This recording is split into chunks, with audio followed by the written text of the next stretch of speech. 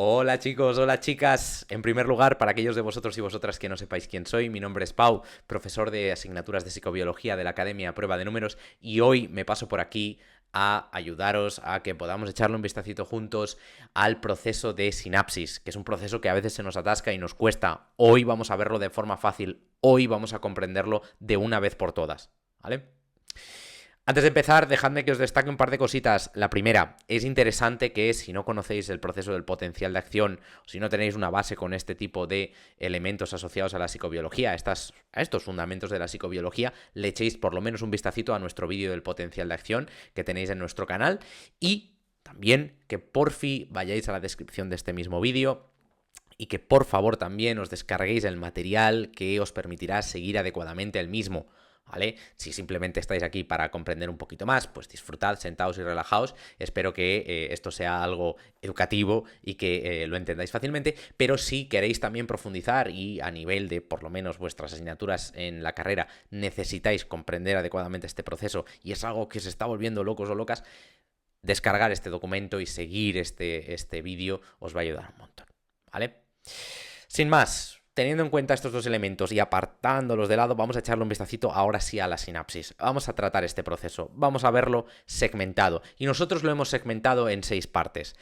Hay que decir, como aviso, que esta visión que vamos a hacer de la sinapsis química no tiene una profundidad demasiado elevada comparada con cómo lo podríamos ver si examinásemos al dedillo cada uno de estos elementos y lo desgranásemos en cada uno de los componentes que a nivel metabólico o bioquímico están sucediendo.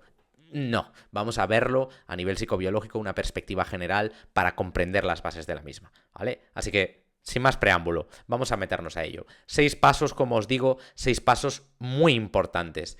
Estos 6 pasos están compuestos básicamente desde el inicio hasta prácticamente el final de la sinapsis. Y el primero de todos es básicamente la llegada del potencial de acción presináptico a este terminal presináptico que nos va a permitir activar ya la infraestructura y todos los agentes implicados.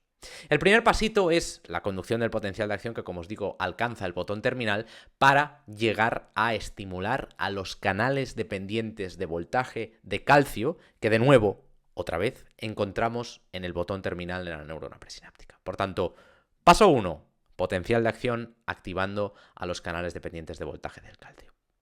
El segundo pasito que tenemos que destacar es que una vez estos canales han sido abiertos, porque ha llegado esta estimulación, esta electricidad, que es el potencial de acción que ha alcanzado el botón terminal, el calcio, que es un catión, puede entrar en la neurona presináptica. Este ion tiene tendencia a entrar, ese es su movimiento a favor de gradiente, y en esencia lo que hace es introducir carga positiva, es un catión, no en vano, introducir carga positiva en el terminal presináptico, provocando una despolarización. Este segundo pasito se basa en esta entrada del calcio. ¿Qué sucede a continuación? Una vez el calcio está dentro de la neurona presináptica, pasamos al tercer paso, que es ahora se activarán una serie de mecanismos que no tenemos que entrar en demasiado detalle a comprender, simplemente tenemos que saber que gracias a la entrada del calcio se producirá lo que llamamos exocitosis, una palabra un poco rara, la exocitosis de las vesículas sinápticas que albergan nuestro mensaje, nuestros neurotransmisores, almacenados como si hablásemos de balas en una pistola, el mismo principio, ¿vale? Estas vesículas sinápticas en la exocitosis lo único que hacen es, como podéis ver aquí, fusionarse con la membrana presináptica y como una gota de agua que se incorpora a una masa de agua, ¿no? Como si de una gotita que cae de un grifo sobre un vaso, esa gota que se incorpora y se une al conjunto de moléculas de agua. De la misma manera, la vesícula sináptica que previamente estaba desligada y digamos flotando en el espacio intracelular, por ponerlo de alguna manera, lo que hace es fusionarse, como os decía, al igual que hace una gota de agua con el líquido que hay contenido en un vaso, ¿no? Con el agua que pudiera haber contenido en un vaso. Esto con respecto a la vesícula, pero evidentemente en la exocitosis la parte importante es que, paso 4, el neurotransmisor es liberado. Una vez sucede la exocitosis, esto actúa como un disparo, una salida, un envío de la neurona presináptica hacia la postsináptica. Yo lo estoy ejemplificando aquí con un poco de energía, ¿no?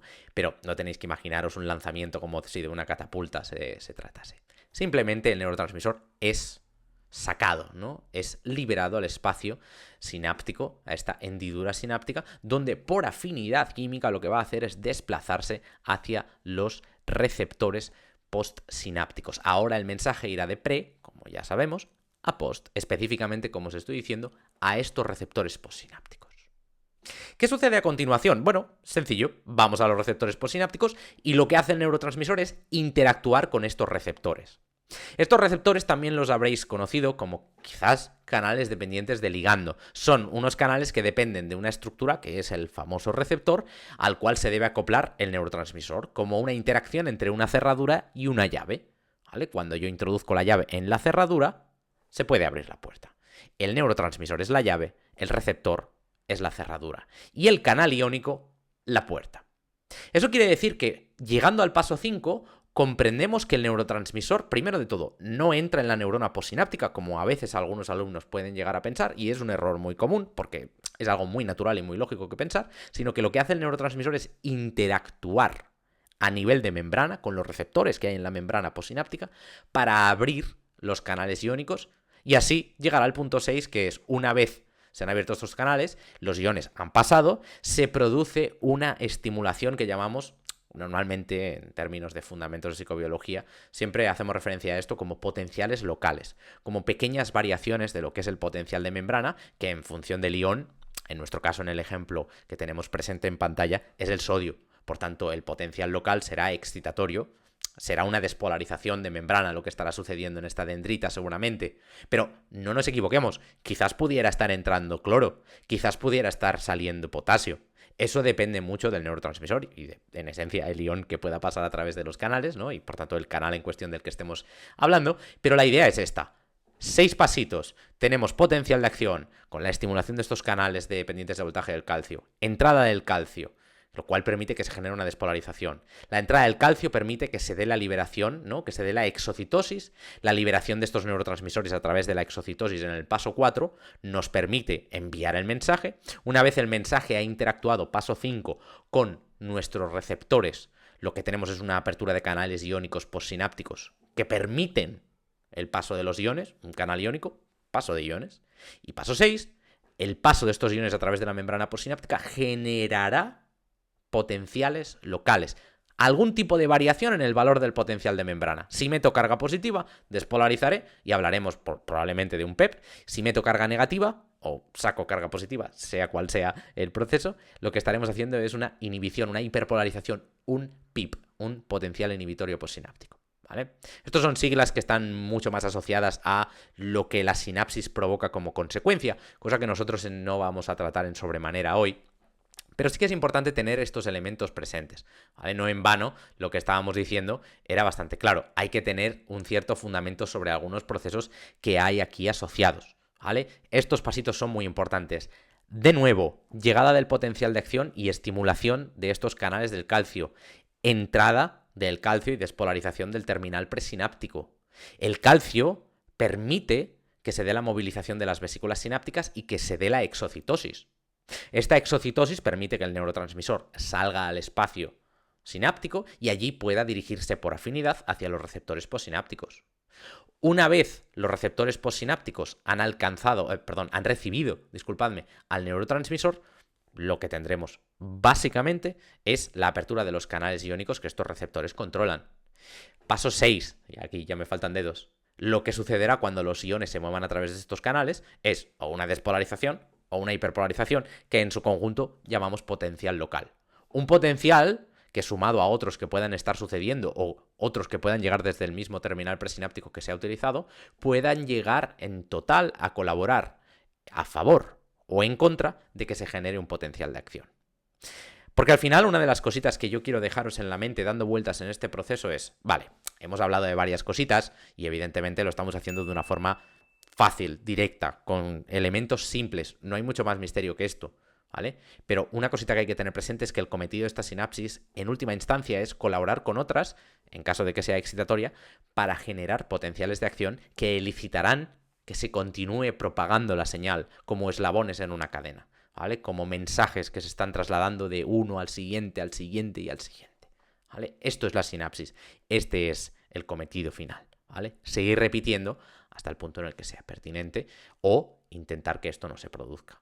El carácter excitatorio o inhibitorio es importante, ¿vale? Y esto nos puede llevar a una pregunta. Y la pregunta es bastante clara. Vale, el neurotransmisor es liberado, el neurotransmisor hace su función y una vez se realiza su función, ¿qué pasa? Es como una cámara de usar y tirar, que cuando se acaban las fotografías que puedo hacer ya no la puedo usar más. ¿Tengo que recargarlo? ¿O se queda hasta el infinito actuando en los receptores acoplado como un imán enganchado a la puerta de una nevera? No, no es ninguna de estas cosas. Técnicamente, los neurotransmisores, mientras estén presentes en el espacio sináptico, van a poder seguir actuando. Hay algunos peros asociados a esto. No tenemos que entrar en demasiado detalle. Como os digo, no vamos a hacer una visión con todos los pelos y señales. Simplemente tenéis que saber que algo tiene que pasar en la sinapsis para que el neurotransmisor deje de hacer este efecto de apertura de los canales. Tenéis que imaginároslo un poquito como un proceso infinito. Está el receptor que controla el canal, el neurotransmisor se acopla y esto permite que se abra el canal. Luego el neurotransmisor se desacopla y el canal se vuelve a cerrar.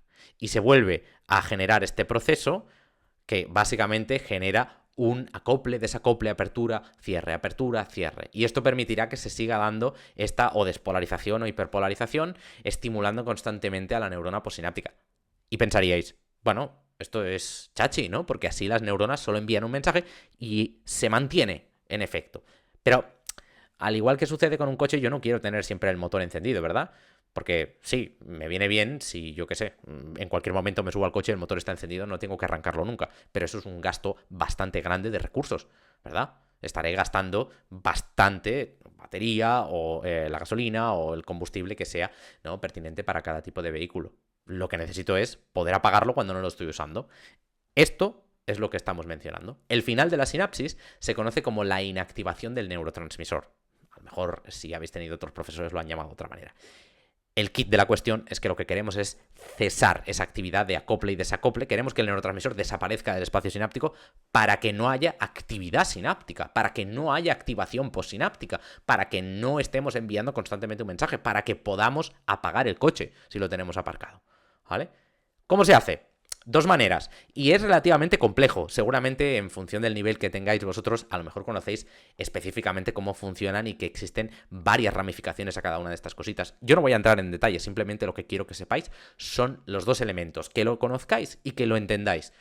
Uno, tenemos lo que es la inactivación a través de la degradación enzimática. Esta representación con estas tijeritas tan monas que veis aquí, tanto a nivel extracelular en el espacio sináptico como aquí dentro a nivel intracelular, hay enzimas, ¿no? Hay tijeritas de estas que son extracelulares e intracelulares. Hay diferentes tipos, ¿vale? Esto básicamente hace alusión al efecto de enzimas degradadoras, una serie de moléculas que lo que hacen es alterar al neurotransmisor de alguna manera. O lo rompen, o lo separan en sus componentes, o le cambian la configuración, sea cual sea el proceso, digamos que lo que hacen es coger la llave y doblarla, o romperla, o simplemente limarla, ¿no? Le hacen algo a la llave para que ya no pueda seguir acoplándose.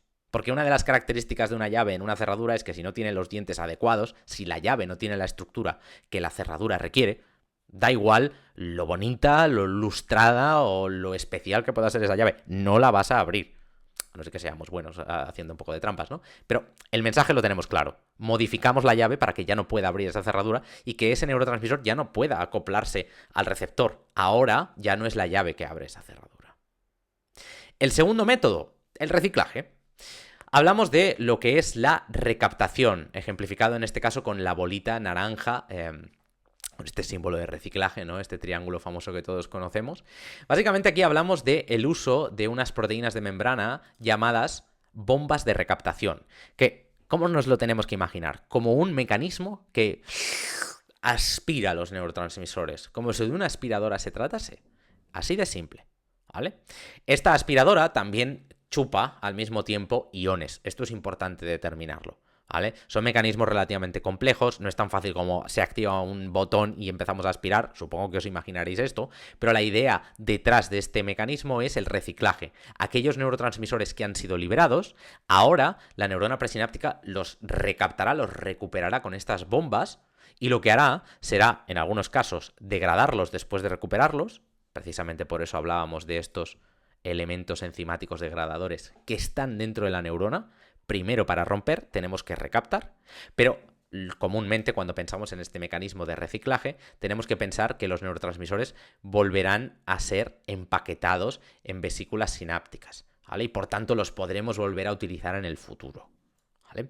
Estos mecanismos no solo son propios de la neurona presináptica, también hay algunas células de glía, ¿vale? Algunos astrocitos que hacen esto, principalmente con el glutamato, ¿vale? Que es uno de los ejemplos que quizás en función de cómo lo hayáis estudiado habréis visto.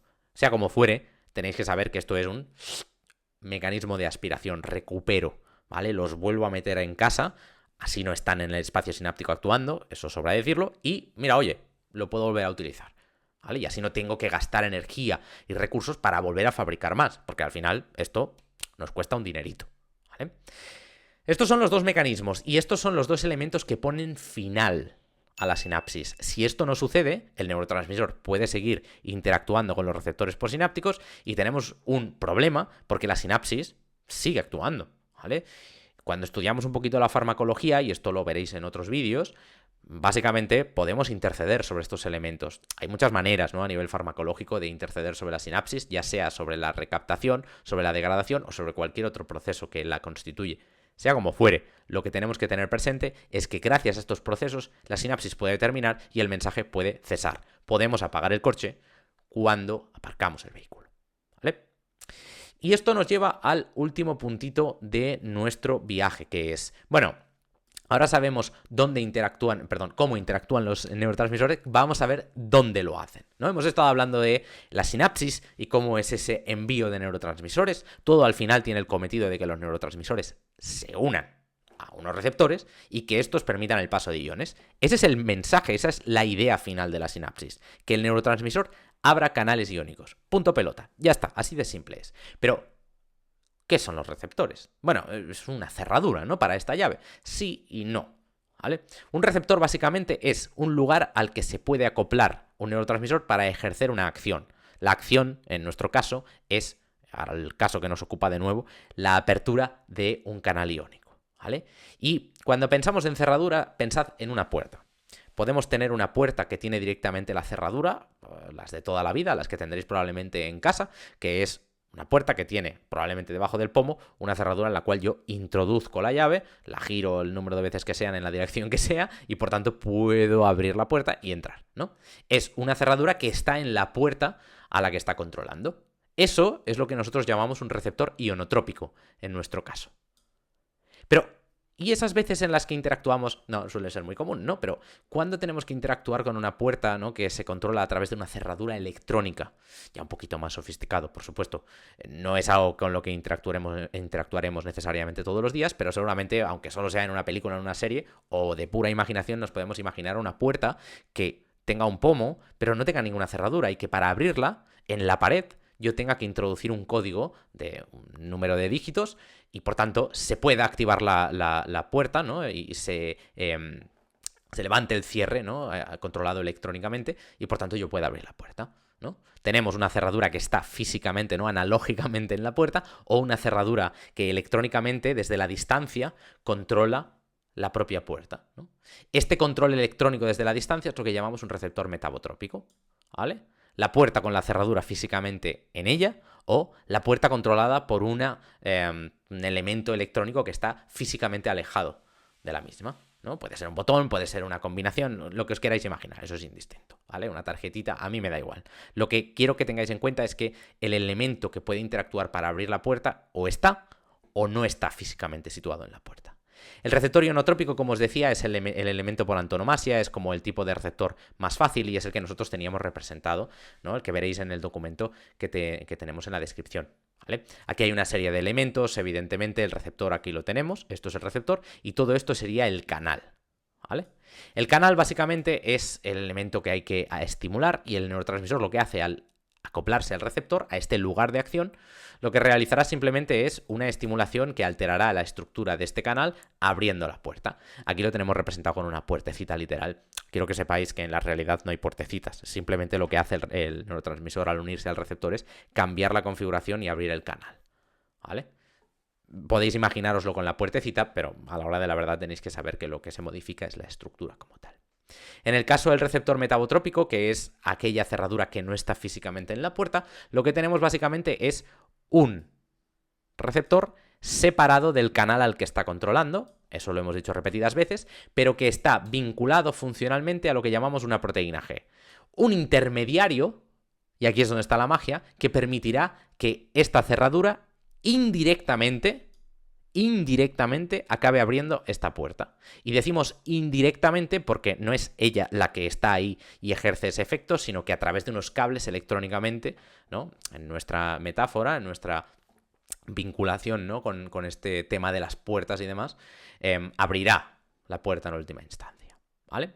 El receptor ionotrópico no tiene más misterio, el neurotransmisor se acopla, se da el efecto, se cambia la configuración tridimensional del canal y el canal se abre, permitiendo el paso de iones. En el caso del receptor metabotrópico hay dos vías de acción. Yo me voy a centrar simplemente en explicar la famosa vía de los segundos mensajeros, que es una vía que seguramente conoceréis y que en esencia es un efecto dominó, ¿vale?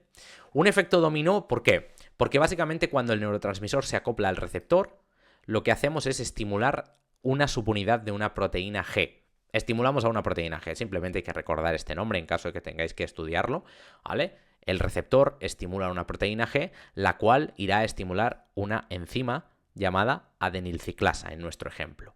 En otras circunstancias, las fichas de dominó pueden ser diferentes. A lo mejor no hablamos de adenilciclasa, a lo mejor hablamos de otro elemento enzimático. Eso es indistinto. Lo importante es que los receptores siempre están acoplados a proteínas G, en el caso de los metabotrópicos. Por tanto, pieza 1, receptor. Pieza 2, proteína G. Pieza 3, enzima. En nuestro caso, adenilciclasa. En otros, pueden ser otros, ¿vale? Eso es indistinto.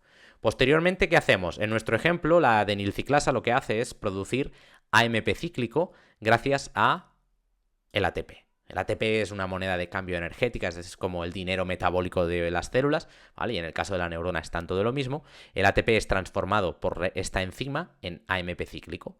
Y el AMP cíclico como tal es el llamado segundo mensajero. Es la sustancia que debe ser producida en esta cadena para que se estimulen otros componentes que irán a estimular al propio canal, ¿no? Es todo como una pieza que golpea a la siguiente, que golpeará a la siguiente, ¿vale? La parte más complicada de esto, recordar los distintos ejemplos que podáis tener que recordar en función de si estamos estudiando el sistema visual o si estamos estudiando ciertos elementos de la unión neuromuscular, o lo que sea que estemos estudiando. Evidentemente estos ejemplos y estos elementos pueden variar. Como os digo, hay diferentes tipos de segundos mensajeros, diferentes enzimas, diferentes cositas, ¿vale? De nuevo, en nuestro ejemplo, el AMP cíclico es nuestro segundo mensajero, que lo que hará, en este caso en específico, es estimular a una proteincinasa llamada pKa, la cual lo que hará será estimular a los canales fosforilándolos, en este ejemplo. Esta fosforilación puede provocar una apertura o un cierre del canal. Todo está circunscrito al ejemplo en particular, ¿vale? No siempre es apertura, no siempre es cierre, y lo que sucederá evidentemente es que se dará el efecto de los neurotransmisores, ¿vale? Por tanto, neurotransmisor se acopla. Este activa la proteína G con la que está vinculada. La proteína G estimula la enzima de membrana, en nuestro caso adenilciclasa. La adenilciclasa produce el segundo mensajero, que en nuestro caso es el AMP cíclico. Esta producción estimula a la proteincinasa A, la pKa, la cual irá dentro de la célula a estimular el canal o canales para abrirlo o cerrarlo en función de cuál sea la circunstancia, ¿vale? Hay piezas de dominó, cada una golpea a la siguiente. Lo importante es, en función de lo que tengamos que saber, conocer esas piezas en particular. Fijas siempre van a ser el canal, evidentemente, porque si no, no estaríamos hablando de esto, un segundo mensajero, sea cual sea, en este caso el AMP cíclico, pero pueden ser otros, la enzima, que en nuestro caso es la adenilciclasa, la proteína G, que siempre hay que vincularla al receptor, es lo que está en contacto con el receptor y se activa cuando el receptor recibe al neurotransmisor, y por supuesto, la unidad receptora presente en la membrana a la que se acopla el neurotransmisor, ¿vale? Tenemos estos 5 elementos fijos. Luego simplemente me tengo que aprender, aquí ya no se llama adenilciclasa, se llama PEPI. Aquí ya no es AMP cíclico, aquí es calcio. Aquí ya no es pKa, aquí es manoli. Yo digo tonterías, evidentemente, pero entendéis este mecanismo. Solo tendréis que intercambiar los nombres. Esto prácticamente es universal, ¿vale? Como puntito final, quiero dejaros una cosa clara, y es que a veces este proceso es mucho más sencillo, gracias al cielo, ¿no? ¿Esto qué significa? Significa que a veces el receptor, al acoplarse el neurotransmisor, lo que hace es activar la proteína G. Recordad, en un receptor metabotrópico siempre habrá proteínas G, siempre se llamarán proteínas G, y esta proteína G, en lo que se llama la vía directa, ¿vale? A pesar de que siempre es una interacción indirecta por parte del receptor, la forma de contrastar con la vía de los segundos mensajeros, es decir, bueno, hay otro mecanismo de los receptores metabotrópicos que es que la proteína G directamente vaya a estimular al canal, ¿vale? Nos saltemos todo esto que hay por aquí y directamente vayamos a estimular al canal para abrirlo o cerrarlo o lo que tenga que suceder, ¿vale? Esto es la vía directa. La importante, la que tiene chicha, es la de los segundos mensajeros, porque aquí hay varias piececitas de dominó puestas una detrás de la otra y hay que saber quiénes son. Receptor, proteína G, enzima, segundo mensajero, si hay alguna cosa más, la que haya, y apertura del canal o cierre en función de la circunstancia, ¿vale?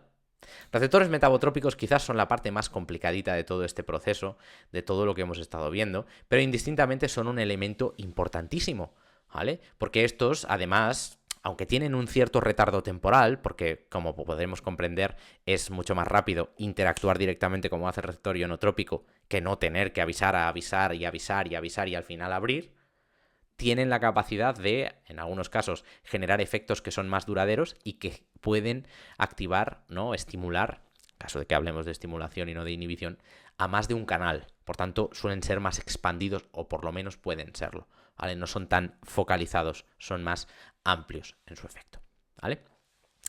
Estos son los elementos que tenemos que tener en mente y, como podéis ver, esto se condensa en estas 3 paginitas que hemos visto, en estos 3 elementos: la sinapsis, cómo termina la sinapsis y quiénes son los receptores importantes, ¿no? La terminología importante y básica que tenemos que tener presente para comprender esa interacción neurotransmisor con la neurona postsináptica, ¿vale? Hay otros detallitos que en futuros vídeos iremos ampliando y que añadirán un poquito más de complejidad, pero por ahora este es el puntito en el que nos vamos a quedar, ¿vale? Como siempre, espero que nos dejéis vuestro comentario abajo en la cajita, que aprovechéis el material y que, desde luego, haya sido un proceso que ahora, por lo menos, oye, al menos, podamos comprender un poquitín mejor, ¿vale? Nos vemos en el siguiente vídeo, chicos y chicas.